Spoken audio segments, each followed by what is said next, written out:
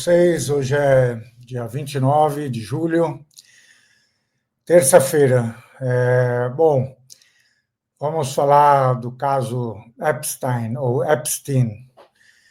Esse canal realmente não é, nem deve ser, não será, não pretende ser um canal de fofocas, mas eu cheguei à conclusão de que valia a pena, para a gente perceber um pouco como o mundo funciona, valia a pena falar um pouco desse tema que está tão em voga, né, nas notícias. Está tão em voga que a grande pergunta será que o Trump está na lista do Epstein? Meu filho de 11 anos me perguntou: pai, você acha que o Trump está na lista do Epstein? Para vocês verem como realmente está em todos os lugares essa pergunta. E eu achei que era muito interessante, assim, falar sobre o tema, porque eu também tenho sido bombardeado, né, com as notícias sobre isso, entre outras coisas, porque isso pode complicar a vida do Donald Trump e a sua posição como presidente da maior potência do mundo e talvez mudar até mesmo as relações que o Brasil está tendo que enfrentar com essa grande potência. Então, é um tema muito importante por esse aspecto, mas tem algo que me chamou a atenção, que é um pouco o funcionamento da mídia, da imprensa, no tratamento a este caso, e é um pouco por essa porta que eu quero entrar, porque, na verdade, estar ou não estar na lista não significa absolutamente nada por si só, a lista mesma não significa nada por si só, a não ser que a gente esteja já falando sobre uma lista, digamos, das pessoas que participaram, por exemplo, de orgias ou das pessoas que praticaram sexo com menores, que teriam sido gravadas fazendo isso, e assim por diante. Se a gente não sabe do que é a lista, né, então fazer parte dela não significa nada. Há listas e há um caderninho que está sendo vendido, leiloado, que é a lista, basicamente, de telefones e de contatos que o Epstein tinha,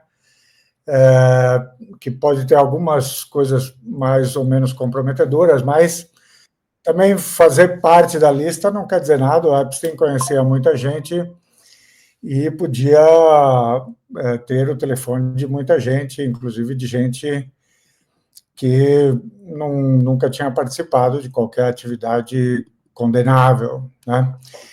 Então, nada disso, na verdade, significa muita coisa até que você saiba de que é a lista, qual é a lista de que alguém faz parte, e se há alguma acusação contra as pessoas que estariam na lista. Então, aqui eu quero deixar bem claro que, além de eu não querer fazer fofoca pela fofoca, muitos de vocês sabem que eu sou um professor de Direito, eu tenho formação em Direito, passei pela prática jurídica na área de Direito Penal, quando mais jovem, e sinto uma grande responsabilidade com o princípio de que ninguém é culpado até que seja provado o contrário, ou seja, de que todo mundo é inocente até que tenha sido devidamente condenado por um tribunal competente para isso. Mas essa dinâmica de que nós estamos falando aqui é a dinâmica que nos mostra como, de vez em quando, o direito vai falhar, vai deixar de fazer o seu papel e como o poder, muitas vezes, afasta a aplicação do direito. Então, é um pouco isso que eu quero tratar junto com a questão da imprensa. Por que o tema do Epstein voltou à baila? Ele já tinha aparecido em noticiários mais antigos e tal.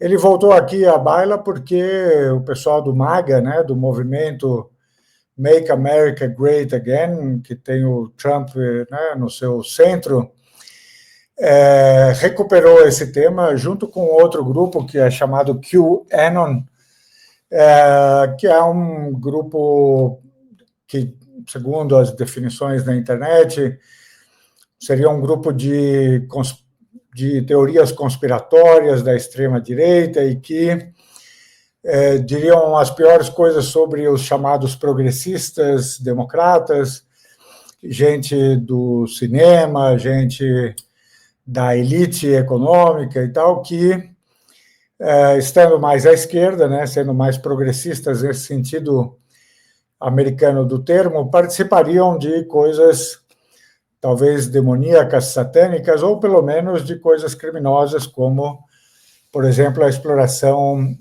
de crianças para fins sexuais.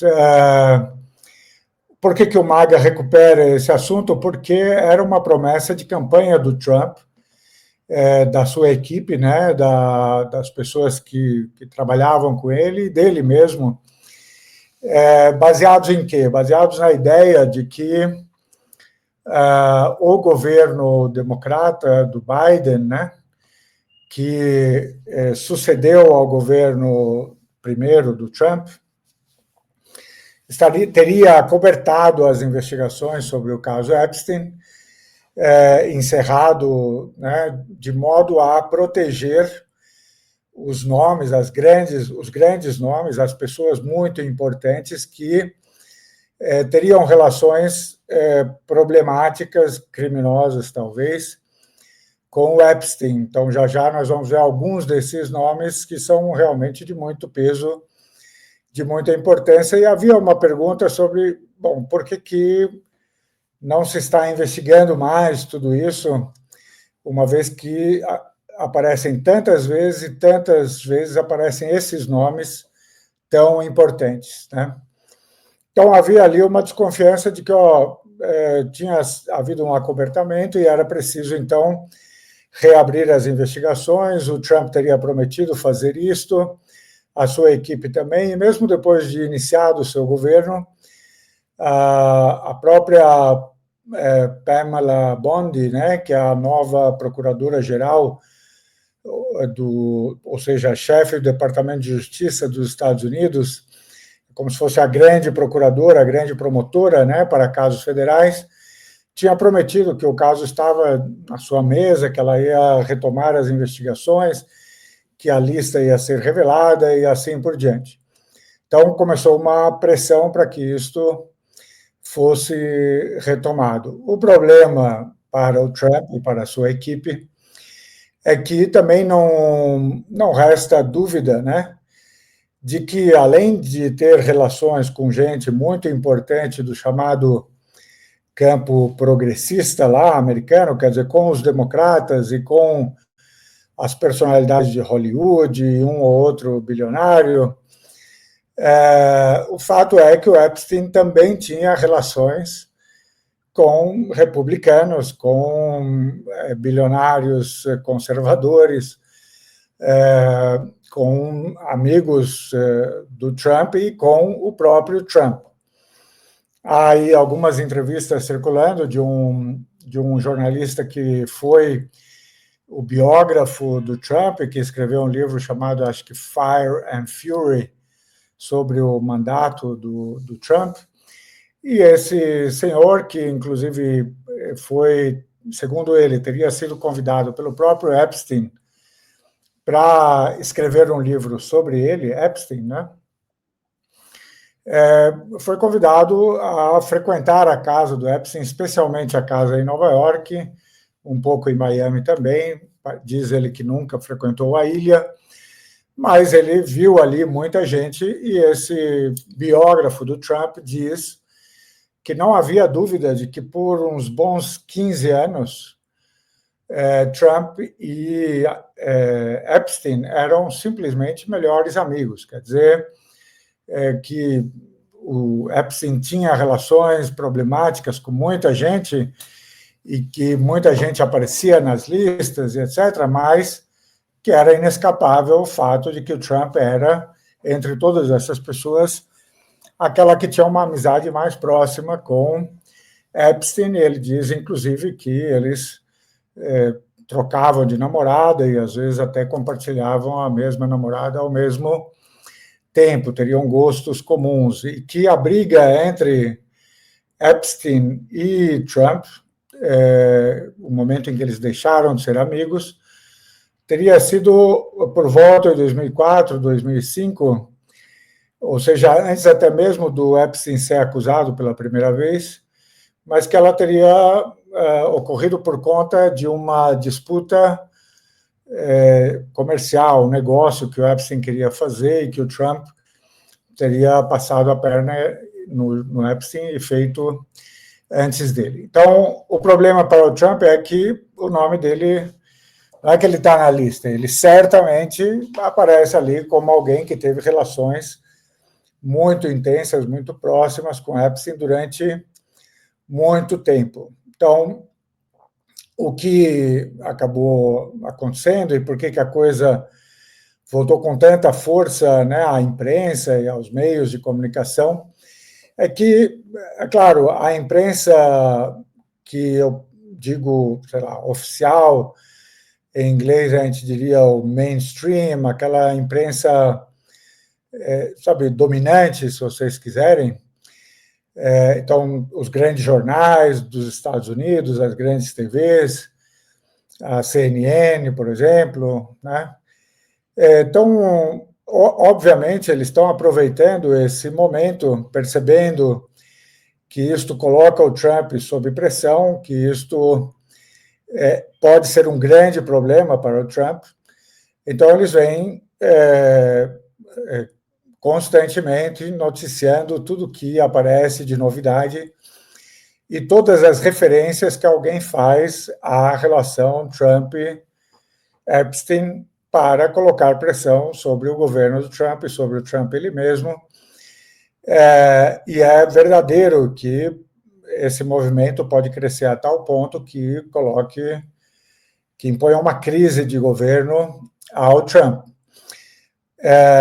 Não estou dizendo que essa imprensa está errada de fazer isso, eu acho que eles deveriam fazer mais do que isso, ou seja, eles colocam a ênfase nessa história de o Trump pode estar na lista, ou deve estar na lista, que, como eu disse, não significa por si só nada, mas eles deixam passar como se não fosse importante todo o resto. Quer dizer, ninguém está se perguntando, bom, então se há um problema em estar na lista do Epstein, se há uma referência ou várias ao Trump, que isto pode colocar o Trump na situação de quem cometeu crimes junto com Epstein. Então, bom, em princípio é importante reabrir a mesma pergunta para todos os demais, né? Para todas as outras pessoas que aparecem na lista e que deixaram de ser investigadas. Então, é como se recupera o tema para colocar pressão sobre o Trump, mas não necessariamente para colocar o caso em evidência de novo, para investigar todo e qualquer comportamento criminoso, todo e qualquer envolvimento de qualquer pessoa, por mais famosa ou por mais poderosa que ela seja. Então, é como se todo o resto estivesse resolvido e agora só precisamos saber se o Trump estava ou não estava na lista, e essa é uma pergunta largamente insuficiente, certo?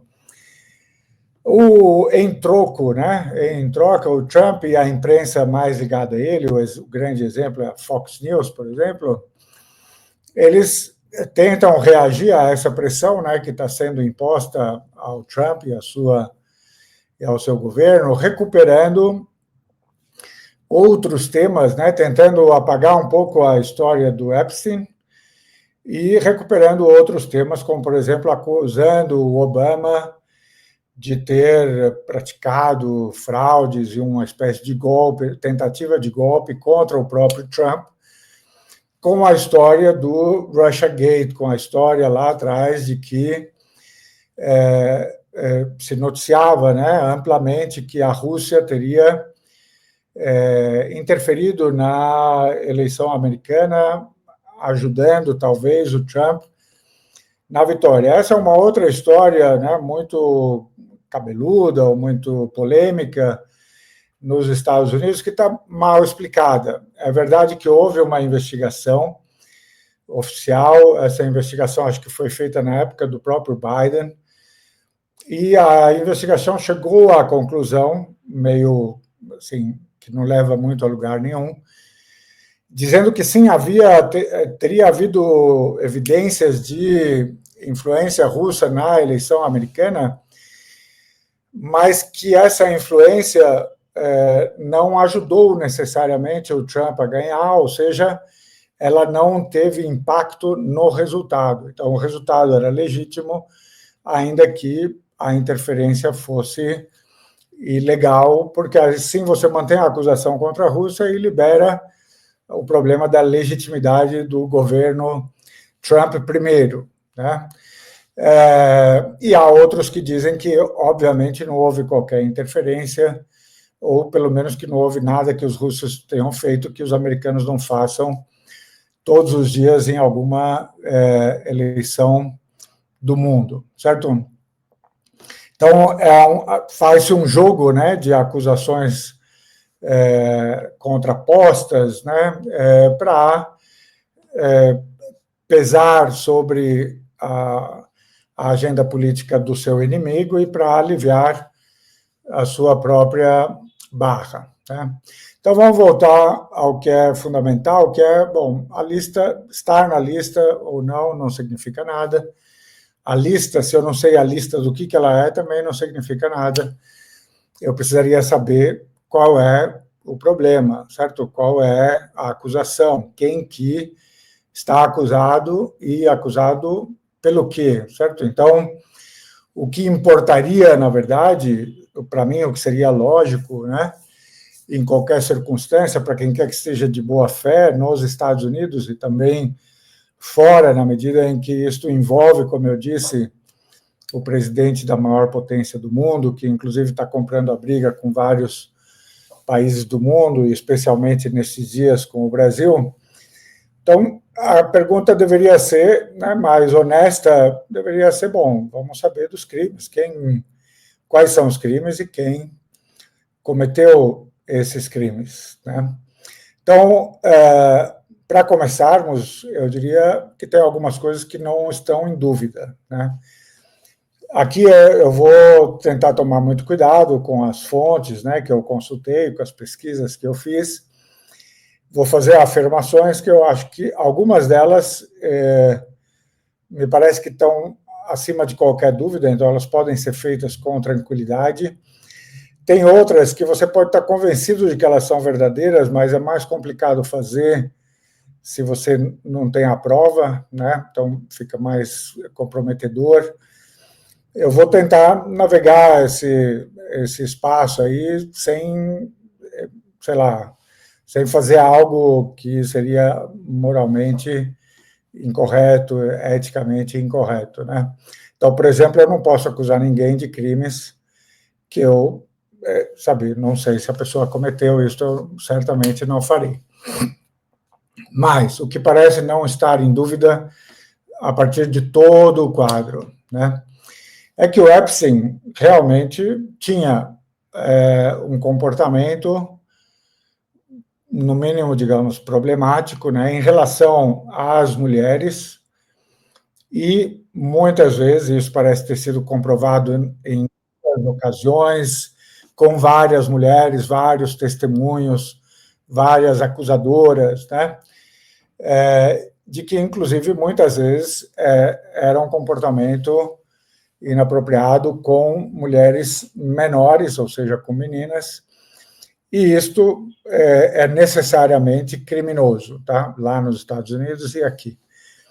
Então, com relação a isso, não tem qualquer dúvida. Há muitos testemunhos, há muitas mostras de como era feito o aliciamento das meninas, como elas iam sendo atraídas para perto dele, e depois como ele se comportava com elas sexualmente.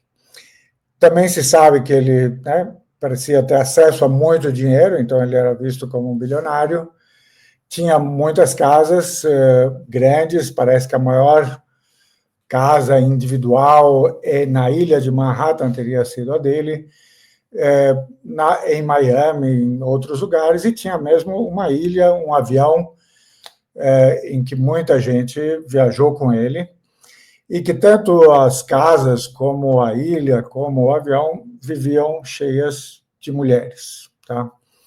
Cheios de mulheres. Então, sempre havia mulheres circulando, como diz esse biógrafo do Trump, elas pareciam meio que parte da decoração e talvez ali prontas, né, dispostas a engajar se sexualmente com os convidados. Isso não quer dizer que qualquer convidado especificamente tenha, em algum momento, né, feito esse tipo de atividade com essas mulheres. Para isso, você precisaria ter as provas e os testemunhos sobre cada um dos possíveis acusados, tá? E é sabido, é claro, é confessado também que muita gente muito importante frequentava de modo constante, muitas vezes, e ao mesmo tempo, muitas vezes, pareceu dar um pouco uma imagem de casas abertas pelas quais as pessoas circulavam, se encontravam, entravam, saíam, certo? E que a lista das pessoas que tiveram essas relações, frequentaram, viajaram, algumas viajaram dezenas de vezes, visitaram dezenas de vezes na casa, comprovadamente, né? Alguns desses nomes são nomes como Bill Clinton, por exemplo, Bill Gates, Larry Summers, que foi secretário de Tesouro do Clinton e presidente de Harvard, né? Príncipe Andrew, da família real inglesa, né? O irmão do hoje rei Charles, né? Vários atores, e chegava até, claro, Ehud Barak, que foi primeiro-ministro de Israel e que depois teria tido relações financeiras com as empresas do Epstein. A lista é muito grande e inclui gente que você não imaginaria nesse tipo de cenário. Por exemplo, Stephen Hawking, sabe, o físico muito famoso, Noam Chomsky. Esse biógrafo do Trump disse que uma vez chegou a ver ele mesmo diretamente o Dalai Lama. Tá? Então, sim, o fato é que para alguns desses nomes há muita dúvida, para outros, sabe, pode não haja nenhum problema, porque na medida em que o cara era um bilionário e tinha, em princípio, várias contribuições para várias obras filantrópicas que se relacionava com a nata da sociedade americana, etc. Sabe, pode ser que um dia ele tenha convidado alguém para dar uma palestra ou para angariar fundos para alguma instituição. Você não sabe o que cada pessoa foi fazer lá. Para algumas dessas pessoas, eu acredito mais facilmente em algum envolvimento, né, com questões sexuais, com mulheres, com meninas, do que outras. Então, por exemplo, eu estou falando que eu tenderia a acreditar, não estou dizendo que é verdade, mas, por exemplo, alguém como o Bill Clinton, que tem uma história que ficou conhecida para o mundo inteiro sobre a relação dele com uma estagiária na Casa Branca. Então, assim, seria menos estranho que ele tivesse determinados gostos em comum com alguém como o Epstein, frequentasse o Epstein por essas razões ou com esses objetivos. É mais fácil de acreditar nisso do que, por exemplo, sei lá, no Stephen Hawking participando de orgias, etc. Mas cada caso é um caso e cada acusação deveria ser investigada por si só, nos seus méritos. Mas o fato é que circulava muita gente muito importante, de muito dinheiro, em torno do Epstein, e entre todo esse pessoal, como eu disse, há pelo menos um testemunho que diz que o Trump tinha sido o melhor amigo durante pelo menos 15 anos. Tá? Mas aí, bom, qual é a história? Então, como é que é? Por que a gente não... Sabe, a gente ouve os nomes, ouve a ideia da lista, fica se perguntando, será que o Trump faz parte da lista? Mas a gente parece não entender muito bem a história e é atrás um pouco disso que eu fui atrás, eu queria desfazer um pouco dessa névoa. Então, para eu deixar bem claro aqui, eu não... Primeiro, como eu disse, ele parece estar claro que ele, Epstein, cometeu crimes de tráfico sexual, de aliciamento de menores, de atividades sexuais ilegais com menores, inclusive, e talvez outros crimes também. Isso parece bem claro. Para as outras pessoas, a gente teria que ter acesso às informações, tá? Mas essa é uma grande pergunta, é a pergunta sobre o capítulo especificamente sexual e em relação, sobretudo, com menores, mulheres menores ou crianças, normalmente meninas, né? Nas várias propriedades, no avião, nas festas, onde quer que seja. Esse é um capítulo sobre, bom, ele certamente cometia esses crimes, será que outras pessoas cometeram esses crimes com ele ou participaram de alguma maneira como cúmplices nesses crimes? Esse é um primeiro grande capítulo, está aparecendo bastante na imprensa, ainda que com essa coisa meio incerta, uma névoa, uma coisa que as pessoas parecem não querer fazer as perguntas certas, tá? A outra pergunta, e essa está sendo menos falada, tá? É a seguinte: será que o Epstein era um agente de algum serviço secreto, talvez mais de um? Será que ele trabalhava para a CIA? Será que ele trabalhava para o Mossad? Será que ele trabalhava para os dois juntamente? Ou será que ele trabalhava para os dois sem que o outro soubesse? E assim por diante. Mas muita gente diz que o comportamento dele era um comportamento típico, compatível com pessoas que trabalham na função aí de inteligência, né? E, portanto, se ele trabalhava para algum serviço de segurança, de serviço de secreto, de inteligência, especialmente se esse serviço era o Mossad, será que ele,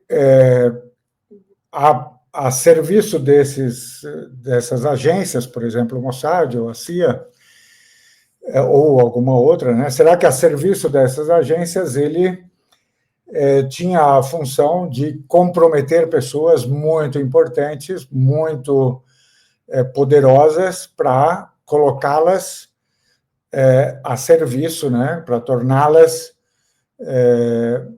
prisioneiras desse serviço de inteligência e de modo que essas pessoas não pudessem mais fazer nada que desagradasse a essa agência ou a essa potência, se for uma potência como os Estados Unidos ou Israel, né?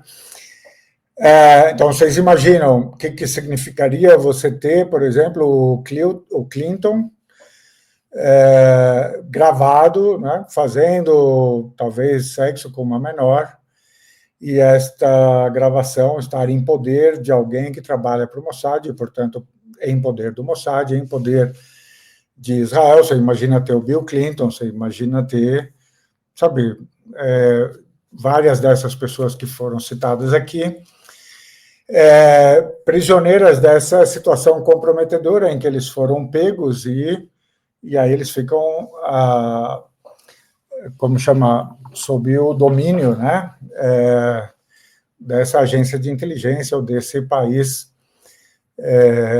Então, essa é a segunda grande pergunta. Eu não tenho como responder pelo sim ou pelo não. Eu hoje estou convencido de que sim, porque é muito elemento junto, né, para ser apenas um acidente. Tá? Mas aí, bom, vamos então ver quem que era o Epstein, qual é a história dele, para ver se isso pode corresponder a como é que isso casa com as desconfianças, né, com as histórias. Então, vocês vão ver que há muitas coincidências na vida do Epstein, né, voltando a encontrar a gente, etc.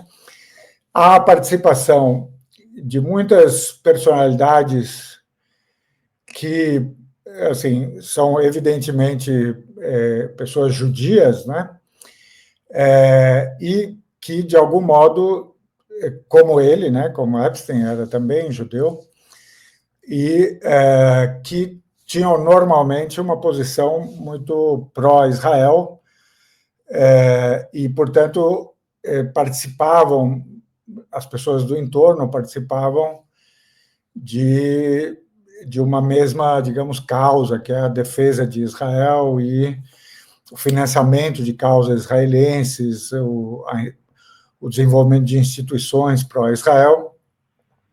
Eu estou colocando isso em evidência, né, porque isso pode trabalhar para fornecer indícios de que as acusações de alguma relação com o serviço de inteligência israelense, um trabalho para o Estado de Israel, isso pode participar do conjunto de evidências ou, então, de pistas, né, para a gente saber se ele, de fato, trabalhava como, digamos, um espião, agente duplo, alguém que tinha a função de comprometer pessoas importantes para prestarem serviço a uma agência de inteligência ou a um Estado.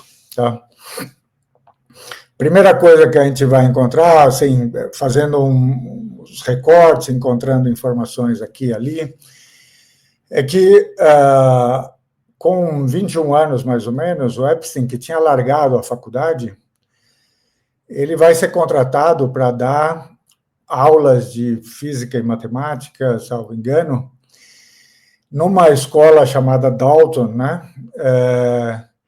Que é uma escola privada bastante, assim, de prestígio, onde filhos de gente de muito dinheiro, de grande prestígio, estudavam. No momento em que ele é contratado ali, o diretor da escola, que teria contratado, então há gente que diz que é claro que este diretor, chamado Donald Barr, teria sido ele a contratar, inclusive porque isso casaria com uma característica desse Donald Barr de fazer contratações um pouco menos ortodoxas e tal, porque ele estava contratando alguém jovem e alguém que não tinha diploma universitário. Fiz minhas pesquisas para ver o quanto isso seria uma coisa estranha, e, ao que parece, era estranho, mas não totalmente excepcional, acontecia, podia acontecer, e parece que o Donald Barr, que o contratou, era alguém um pouco excêntrico, né, que podia, então, tomar esse tipo de decisão. Há outros relatos que dizem que não está claro se foi o próprio Donald Barr que contratou, mas ele foi contratado justamente no ano em que esse Donald Barr acabou, digamos, o seu termo como diretor dessa escola. Depois da contratação, o Donald Barr acabou saindo, né? Ele teria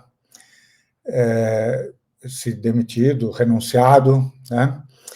O próprio Donald Barr era de origem judia, mas convertido ao catolicismo. Contratou, portanto, o Epstein, e não se sabe exatamente por quê ou como ele chegou ali,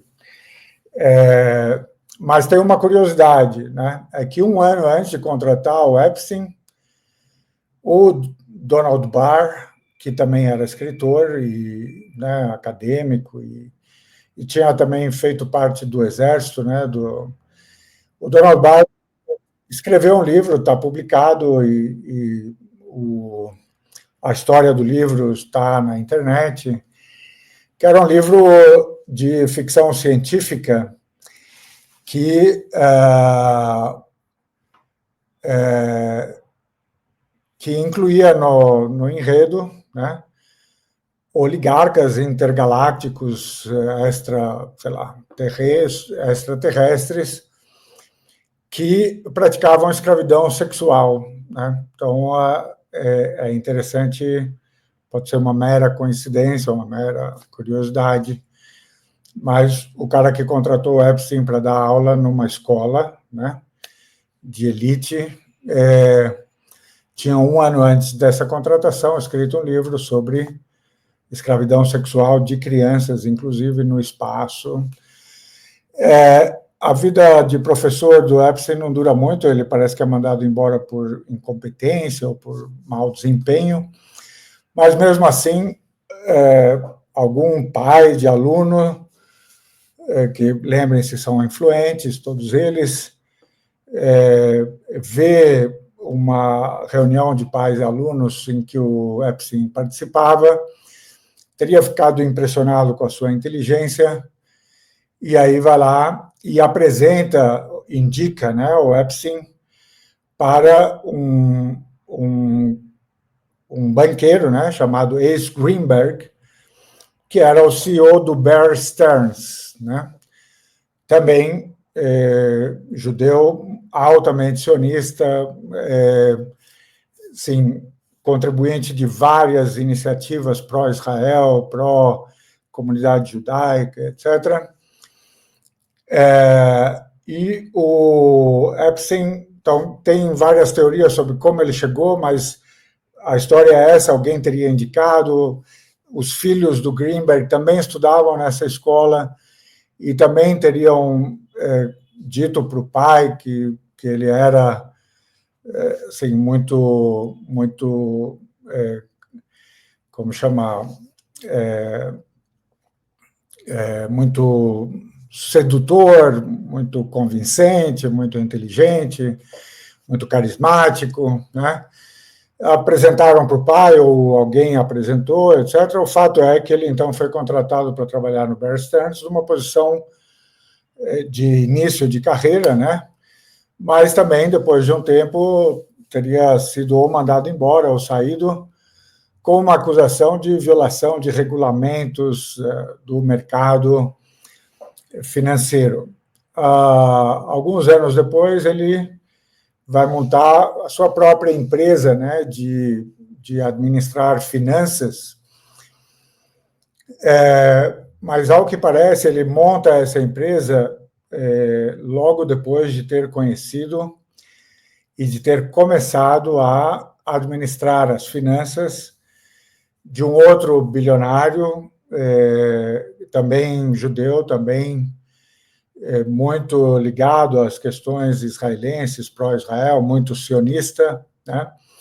Que é o Wexler, que vocês verão aí nas referências, ele é conhecido como o dono do Victoria's Secret, mas ele, na verdade, era dono de outras empresas muito antes de ser dono da Victoria's Secret, e ele é um self-made bilionário, quer dizer, ele realmente começou no comércio a partir de uma atividade dos pais, mas cresceu muito a sua fortuna, virou um bilionário realmente, e tem uma história de como ele acabou conhecendo Epstein, ouviu falar dele, ou conheceu, apesar de ter recebido um conselho no sentido contrário de um seu administrador financeiro, ele ainda assim contratou o Epstein, e o Epstein vai ser, então, o primeiro grande cliente dele vai ser esse Wexler, talvez seja o único durante muito tempo, mas ele vai administrar todos os negócios do Wexler e depois eles vão, inclusive, ter um desencontro, uma briga, porque o Wexler vai acusar o Epstein de ter desviado fundos de fundações que ele tinha. Tem um acordo que eles fazem, extrajudicial, em que o Epstein teria a obrigação de devolver o dinheiro a partir de contribuições para fundações do Wexler. Tem gente que diz que talvez a relação entre eles tivesse outros componentes também, mas eu não posso. Mas o fato é que era uma relação muito próxima e esse Wexler confiou muito no Epstein e talvez o fato dele ter confiado nele para, sei lá, fazer aí a administração das suas finanças tenha aproximado o Epstein de outros bilionários que passaram a também usar os seus serviços financeiros, ainda que todo mundo tenda a dizer que ele, na verdade, não trabalhava muito, então havia um mistério sobre como é que ele administrava esses fundos e etc., mas é importante lembrar que o Wexler e um outro bilionário também judeu montaram uma iniciativa chamada MEGA, que foi vista por um tempo como uma organização quase secreta de 20 grandes empresários judeus bilionários que pretendiam, então, prestar os serviços e vocação, tudo o que eles pudessem fazer para o benefício de Israel, né? Então, talvez isso seja uma conexão também que tenha explicado por que o Epstein chegou no Wexler e como ele passou a ter acesso a bilhões e bilhões de dinheiro, né? Uma outra figura também que leva a esta desconfiança, né, é a figura do Robert Maxwell. Robert Maxwell também ele era um judeu, agora deixa eu lembrar exatamente que país. Tchecoslováquia, né? E durante a Segunda Guerra Mundial ele foi militar, né, na Tchecoslováquia, depois serviu no exército inglês, se tornou depois deputado, né, membro do parlamento no Reino Unido, comprou uma editora, virou também um bilionário, comprou um jornal chamado Daily Mirror, foi o grande competidor do outro mega, né, bilionário, dono de jornais, que depois morreu recentemente e tal.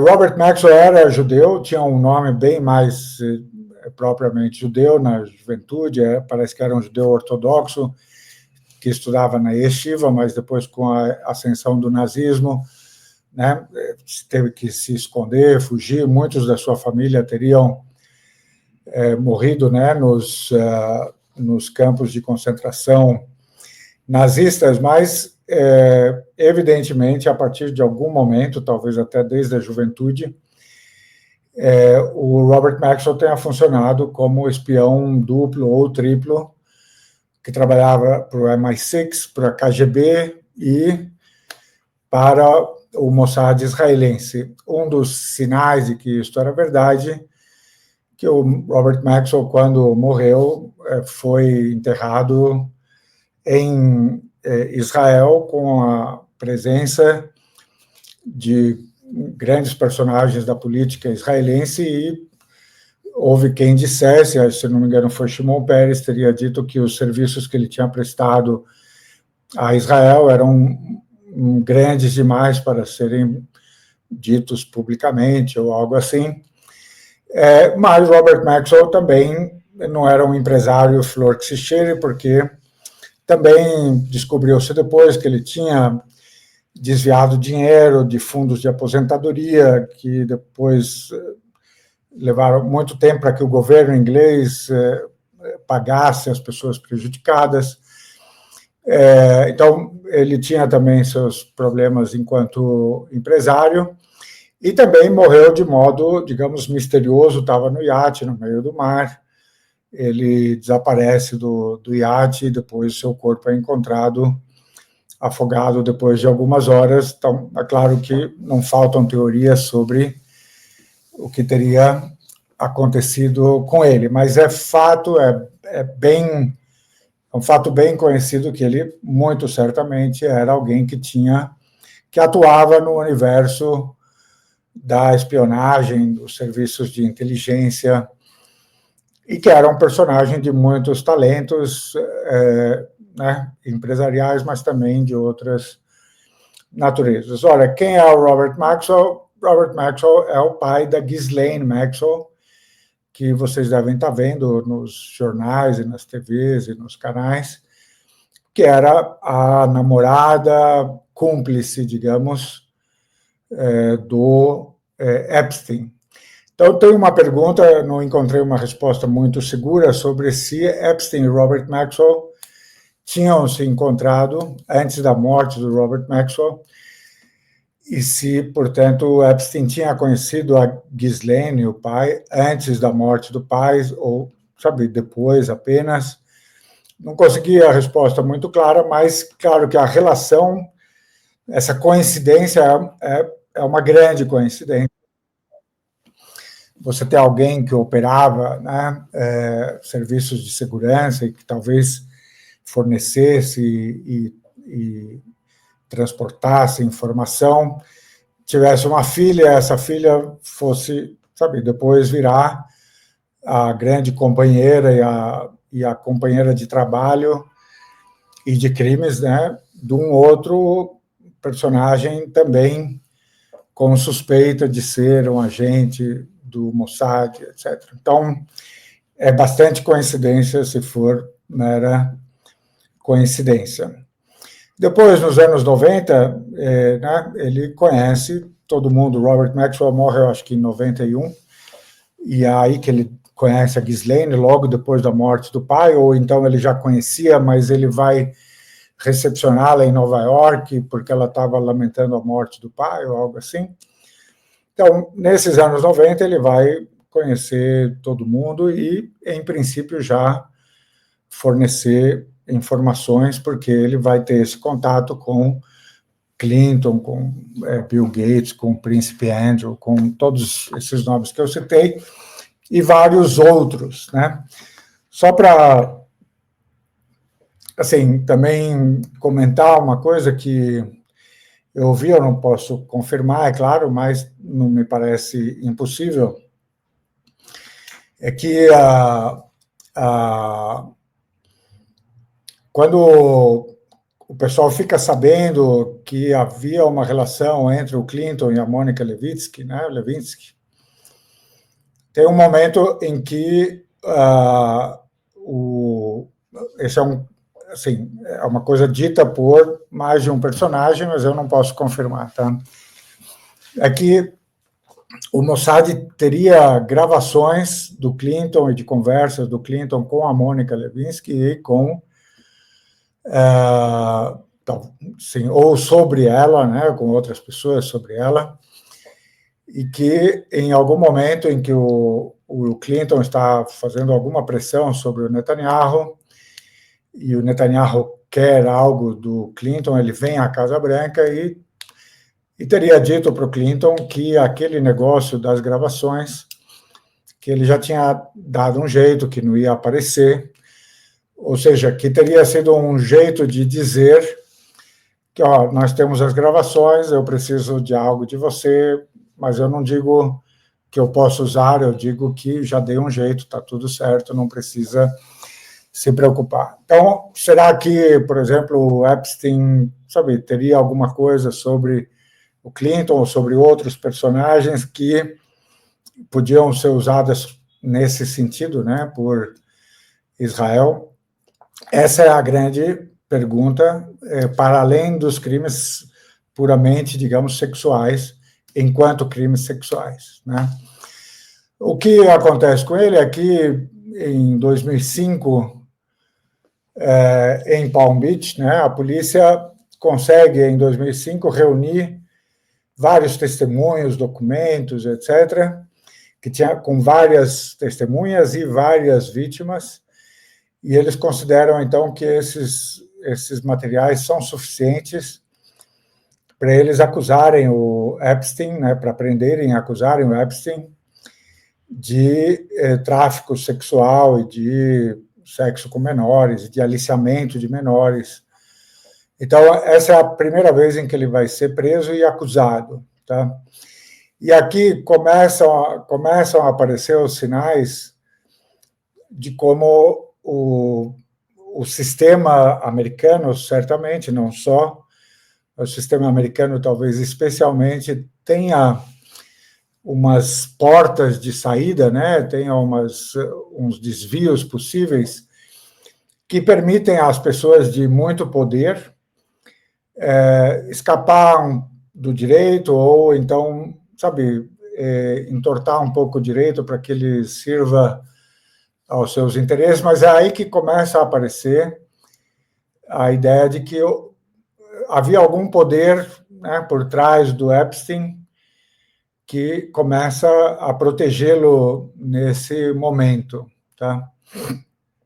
Então, surgem os documentos, a polícia quer levar a investigação à frente, levam os documentos para os promotores. Como a gente vê nos filmes, né, a polícia coleta várias provas, e aí eles vão conversar com o promotor, e o promotor, às vezes nos filmes e nas séries, fica discutindo com a polícia se aquelas provas são suficientes, se elas passariam no tribunal, se um júri acreditaria naquilo, se o promotor, portanto, que é muito preocupado em ganhar ou perder o caso, se ele aceitaria iniciar um caso contra um acusado X por crimes Y, certo?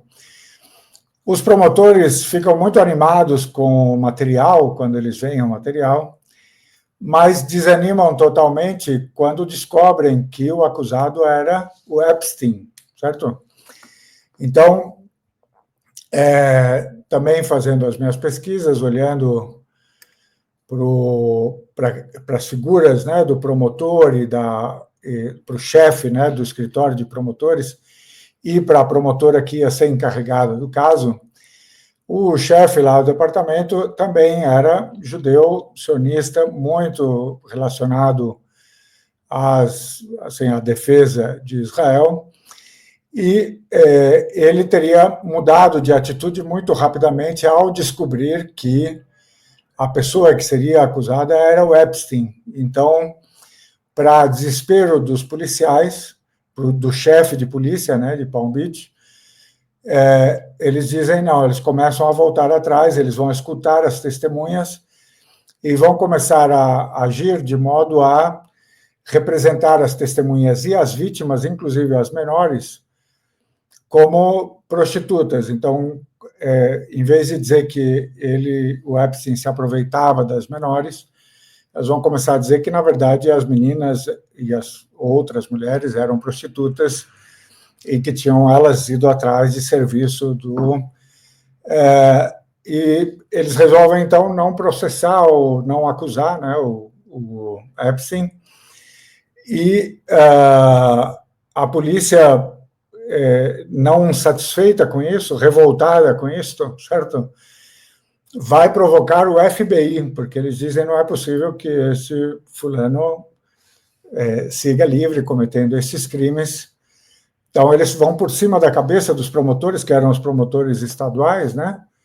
E vão buscar o FBI, que é responsável por crimes federais.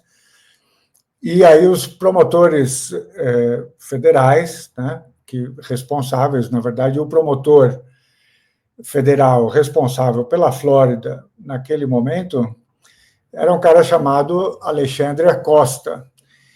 E talvez para desespero também da polícia, com todo o material que ele junta, etc., ele acaba fazendo um acordo muito benéfico para o Epstein, né? O que tinha nesse acordo? Primeiro, o Epstein aceita, digamos, se declarar culpado por 2 crimes menores, né? Acho que de aliciamento de menores, mas não de tráfico, por exemplo. Então, os crimes mais graves ficam de fora, ele ganha imunidade em relação a esses outros crimes, reconhece a sua culpabilidade em relação a crimes menores, faz um acordo pelo qual ele tem 13 meses de prisão, 13 meses de prisão, mas ele só fica preso à noite e nem todos os fins de semana. Ele podia trabalhar de dia, o que quer dizer que ele saía da prisão durante o dia. Mas o que era mais importante é que ele e todos os co-conspiradores, digamos, né? Tinha 4 co-conspiradores ou cúmplices nomeados no processo que ganham imunidade geral, certo? A partir desse acordo. E isso é muito impressionante para quem pensa em termos de direito, né? Todos e quaisquer co-conspiradores que não estivessem nomeados, mas que pudessem vir a surgir, ganhavam já de antemão imunidade. Tá? Então, vocês percebem que era uma coisa, evidentemente, para proteger qualquer pessoa cujo nome pudesse surgir mais para frente, porque senão você poderia dizer, olha, o Epstein fez o seu acordo, ganhou, ele fez o acordo, cumpriu a sua pena, está tudo bem, ele não tem mais nada para responder. Os 4 que foram nomeados também já ganharam imunidade. Mas aí apareceu o nome de alguém muito importante. Opa, esse cara também, sabe, participava dos crimes com o Epstein. Esse cara não tem imunidade, então ele pode ser julgado. Aqui era uma garantia de que ninguém cujo nome viesse a aparecer poderia ser julgado. Tá? Já ganhava imunidade de cara. Isto revela um grande poder, né? Por que será que o Alexander Acosta fez isto? Tá? Quem é o Alexander Acosta? Primeiro, o Alexander Acosta, antes de ser promotor federal para a Flórida, lá, ele tinha trabalhado num escritório de advocacia que estava defendendo o Epstein naquele caso, ou seja, ele estava lidando, na verdade, com seus ex-colegas, né? Eram seus colegas, ex-colegas, que eram os advogados de defesa do Epstein, negociando um acordo com um ex-colega que trabalhou com eles no escritório e que agora era promotor lá na Flórida. Além disso, teve o envolvimento também de um outro advogado que tinha sido o advogado do Clinton, no caso, Mônica Lewinsky, certo?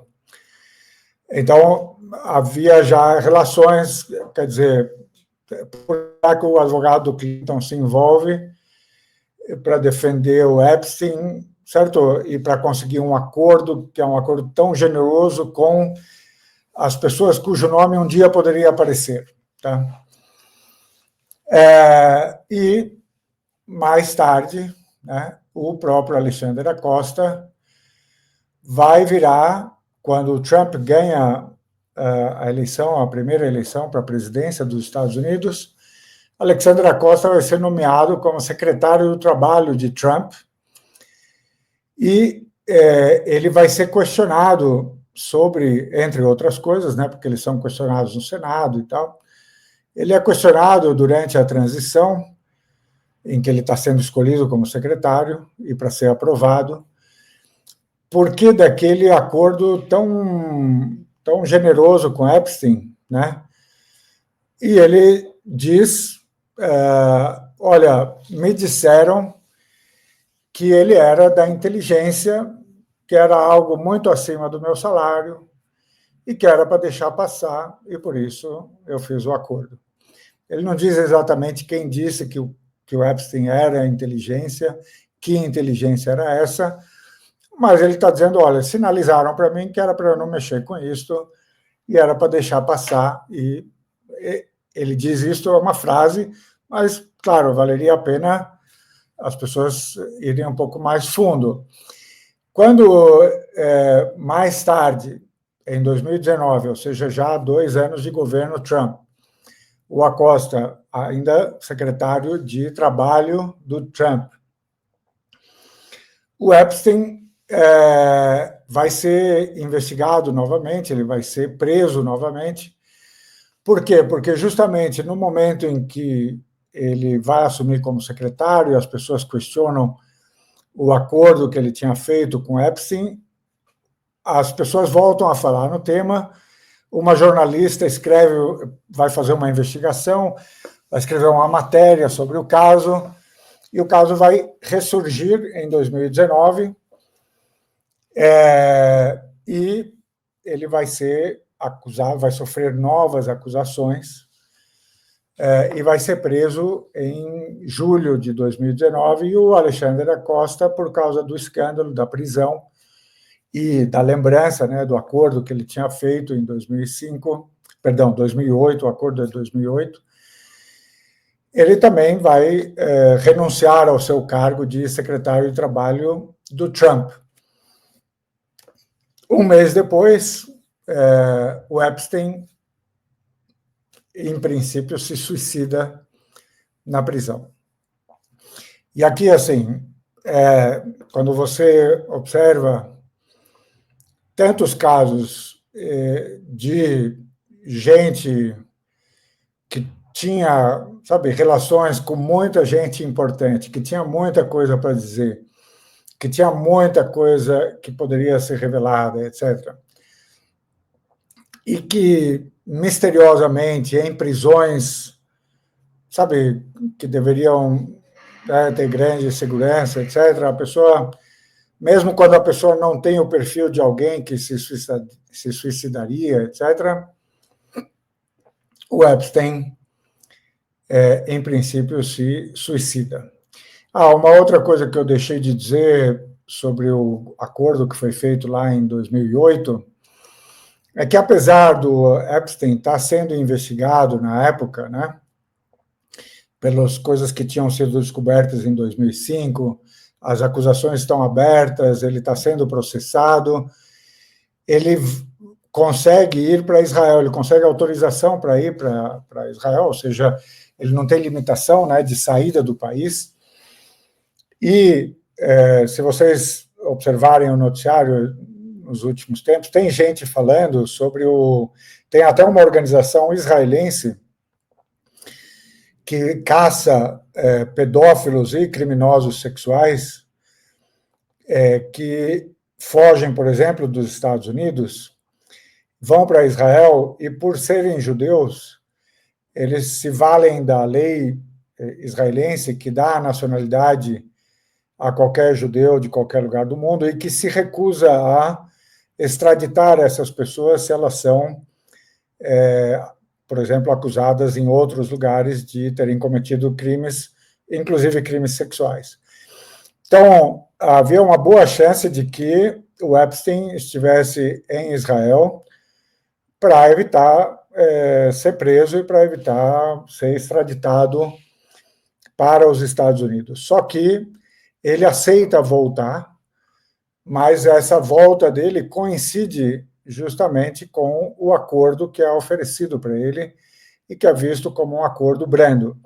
Ou seja, talvez justamente o acordo servisse para um acordo entre Israel e Estados Unidos. Olha, a gente vai mandar ele de volta, mas resolve aí, sabe, a acusação, não deixa a coisa explodir, não deixa a coisa sair do controle. Ele volta e é beneficiado pelo acordo, que o beneficia, na verdade, até que a coisa volte a aparecer em 2019. Tá?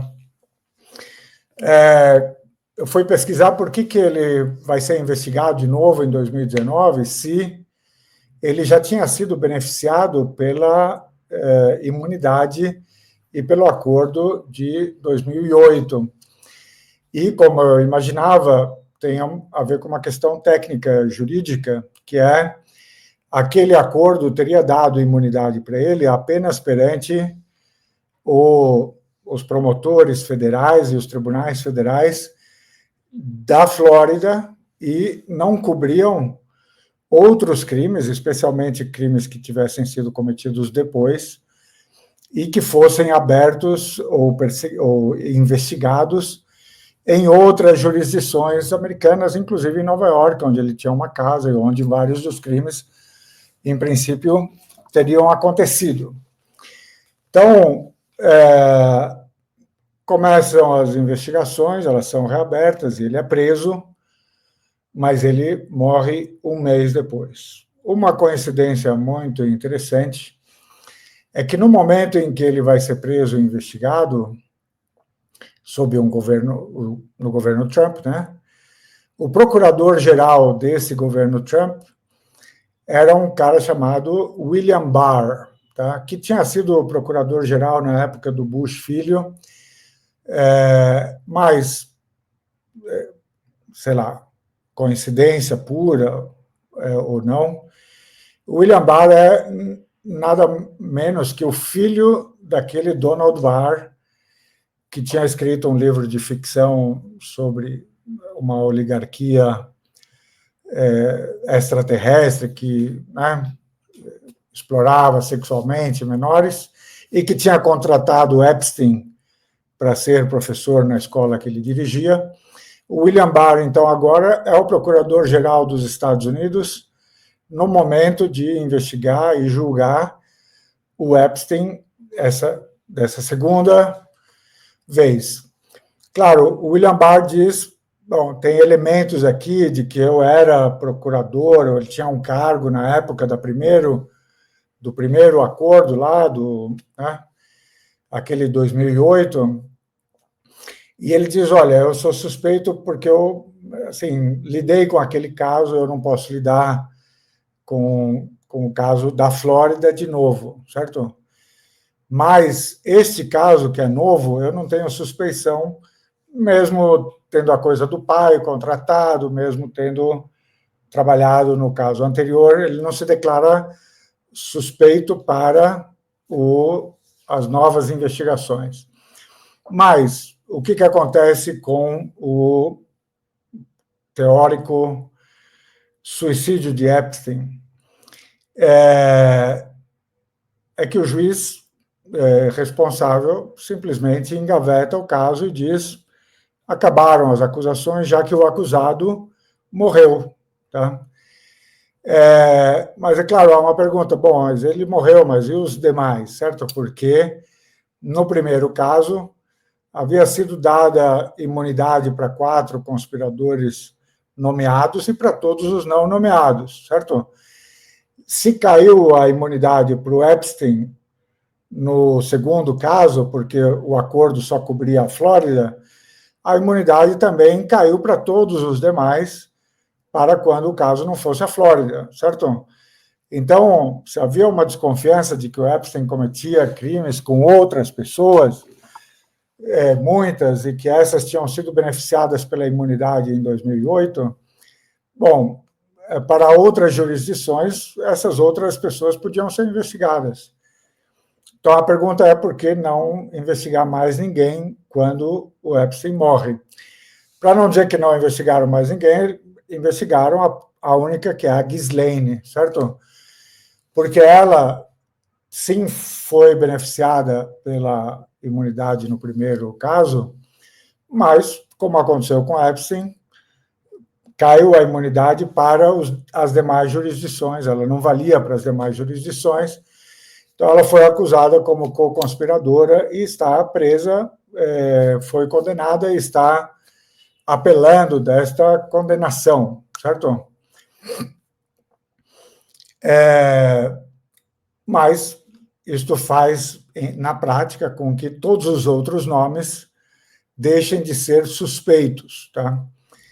E como eles não são a priori suspeitos, eles podem ser, entre aspas, procurados pelas autoridades para serem ouvidos ou interrogados, mas eles respondem se quiserem, certo? Claro que eu acho que as autoridades poderiam forçar um pouco a mão se quisessem, mas ninguém insistiu muito em ouvir, por exemplo, as pessoas que se recusaram, como o príncipe Andrew. Tudo bem, o príncipe Andrew você não podia forçar porque você teria que ter a colaboração do Reino Unido, etc. Mas nos Estados Unidos, o Bill Clinton, Bill Gates, que eles se recusassem, sim, você poderia forçar um pouco a mão se quisesse realmente ouvi-los, certo? A Ghislaine é a única que foi presa, foi processada, foi condenada, mas o que é muito interessante é que a Ghislaine resolveu não falar, certo? Será que a Ghislaine não tinha nada para dizer? É uma possibilidade, né? De que só quem cometia os crimes era o Epstein, com a minha ajuda, ou eu ajudei nisto e naquilo, e, né, ninguém mais cometeu crimes, pode ser. É uma possibilidade. Ou será que ela não falou porque tinha medo? Porque uma outra pessoa que trabalhava com o Epstein e que também foi investigada e que foi parar na prisão era um funcionário dele, francês, que, né, aliciava as meninas e trazia até eles, talvez não só até ele, também, por coincidência, se suicidou na prisão, certo? Então, a Ghislaine, será que ela ficou quieta por medo, por exemplo, de que não tivesse sido suicídio, nem num caso nem no outro, e que ela fosse também suicidada, certo? Ou será que ela não tinha nada para falar? Agora, quando a coisa foi reaberta, né, e antes de falar sobre isso, uma outra coisa que eu também fui pesquisar é que, em todos os relatos, né, se diz que o Epstein tinha câmeras em todos os cômodos, banheiros, quartos das várias casas e que ele teria, então, gravações das coisas que aconteciam ali. Então, portanto, ele poderia ter gravações comprometedoras dessas pessoas muito importantes fazendo coisas ou comprometedoras, se eram simplesmente sexo, por exemplo, com adultos, né, que consentiam com o sexo, ou então criminosas, se era sexo com menores, por exemplo. Tá? Então, eu fui atrás, bom, mas se tinha a gravação, e se ele tinha as câmeras, e se isso, há vários testemunhos nesse sentido, onde foram parar as gravações, né? E a resposta que eu encontrei na minha pesquisa, mas pode ser imprecisa, né? Mas também aponta para algo muito estranho, é que os investigadores do FBI, em 2019, isso, né, ou 2018, sei lá, quando entraram na casa do Epstein, em Nova York, encontraram um cofre com muitos CDs e cadernos, sabe, portanto, gravações, né? Mas que eles não pegaram esses materiais porque eles não tinham um mandado que cobrisse, sabe, você pegar aqueles materiais e levar. Então, era talvez para não ser acusados de terem pego uma prova ilegal, porque eles não tinham mandado. Mas aí a pergunta é, tinha mandado para entrar na casa, mas não tinha mandado para pegar as provas, sabe assim, quem já viu a operação da Polícia Federal diz, bom, o cara entra, mas ele não tem coragem de pegar os CDs que estão no cofre, certo? E que, aí é mais estranho ainda, é que quando eles voltaram, alguns dias depois, com o mandado para pegar os CDs já não estavam lá, certo? Então, isso é típico de, assim, ou é muita incompetência, ou, sabe, se você tem acusações tão graves e elas incluem a ideia de que a pessoa gravava pessoas muito importantes, você chega lá e você acha um cofre cheio de CDs. Aí você não leva porque você não tem o mandado, mas você só volta dali a alguns dias, certo? É realmente, assim, é para que alguém tivesse a chance de tirar aquilo do lugar, para você talvez não ter que comprometer tanta gente importante que ficaria comprometida. Então, tudo isso trabalha a favor de uma conspiração realmente muito grande de coisas que a gente não está conseguindo ver e que as pessoas não estão fazendo questão de revelar para a gente por várias razões. Eu, por exemplo, fico me perguntando se todo mundo está falando nesses nomes, Clinton, Bill Gates, Ehud Barak, Larry Summers, e você vê o Bill Gates dando entrevistas sobre IA e sobre combater doença na África, você vê o Larry Summers falando sobre o futuro do mundo e o desenvolvimento em conferências, e eu me pergunto, bom, por que não tem algum jornalista que pergunte assim, ó, e o caso, sabe, Parece que você frequentou muito, você viajou com ele, onde você foi, você fez o quê? Ninguém parece preocupado em fazer essa pergunta, e estão deixando essas pessoas muito confortáveis com uma referência geral. Olha, eu conheci a cara há 20 anos e me arrependi, sabe, assim, né, viajei no avião, mas não fui para tal lugar, sei lá, a imprensa mesmo está deixando essas pessoas muito tranquilas, né? E agora, o que a gente viu? Quando o Trump se viu pressionado, né, pelo ressurgimento do tema, ele manda o vice-procurador da República, né, o geral dos Estados Unidos, se reunir pessoalmente com a Ghislaine para falar sobre o tema. Os especialistas, os advogados e tal, dizem muito estranho tudo isso, porque se você quer informações da Ghislaine, quer saber o que ela tem para falar, é melhor mandar os promotores que cuidaram do caso, que acusaram a Ghislaine, que, como ela não falou, talvez ela queira falar agora, será que ela tem coisas novas a revelar?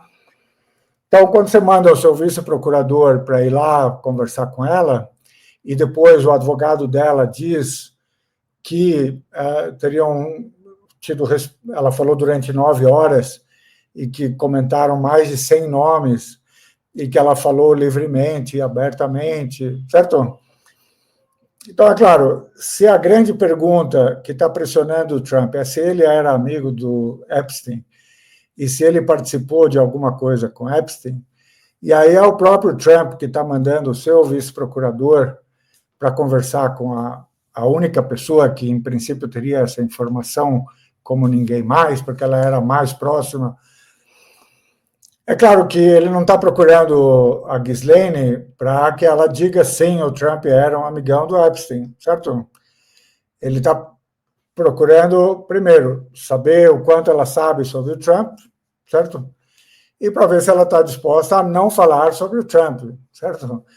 Talvez para saber se ela está disposta a falar de outros, mas não falar do Trump, porque essa pessoa veio amando do Trump, certo? Especialmente quando o Trump é o presidente dos Estados Unidos, e, como presidente, ele pode, em algum momento, dizer: perdoei a Ghislaine, ela não tem mais problema nenhum com a justiça, ela pode ir para casa, e aí ela terá sido, então, premiada por não ter falado nada sobre qualquer uma das pessoas e por não ter falado especialmente do Trump, especialmente. O que me chamou a atenção é que depois que o vice-procurador foi se reunir com ela e que foi aventada a possibilidade de um perdão por parte do Trump, ou pelo menos de algum acordo que o Departamento de Justiça faça com ela, talvez para entregar mais alguns nomes e deixar o Trump de fora, faz um acordo, ela vai para casa com imunidade, certo? Mas me chamou a atenção que ela pediu de novo, não sei se pela primeira vez, para a Suprema Corte dos Estados Unidos, que é o equivalente do nosso Supremo Tribunal Federal, para ouvir o seu caso, porque lá a Suprema Corte não ouve todos os casos que ela recebe, ela escolhe alguns casos por ano e que ela estuda. Por quê? Porque ela continua a dizer que ela não poderia ser perseguida neste caso, porque ela está coberta ainda pelo acordo de imunidade que foi feito em 2008. Será que o procurador, vice-procurador, conversou com ela sobre esta possibilidade? Será que ele prometeu para ela que uma Suprema Corte com juízes conservadores, que inclusive foram indicados para a Suprema Corte pelo Trump e que têm tomado decisões favoráveis ao Trump, será que disseram para ela: olha, se você levar para a corte, talvez a corte ouça e talvez a corte te dê razão e diga que você tinha, sim, imunidade desde 2008 e, portanto, você não podia ser acusada de novo em 2019, pode ir para casa, certo? O que fica evidente em tudo isto é que há poderes trabalhando para que essa história não apareça como um todo. Do que eu vejo até aqui, há muita assim, bandeira de que tem coisas que não estão aparecendo, tem muitas coincidências muito estranhas, tem muitos nomes muito poderosos para que esta tentativa de acobertamento seja um mero acidente ou mera coincidência. Mais uma vez, eu convido vocês a assinarem o canal, a se inscreverem, ativarem as notificações, virarem membros, se quiserem, conhecerem as outras plataformas, né, minhas, e para contribuir, se acharem que o conteúdo é interessante. Nos falamos no próximo vídeo.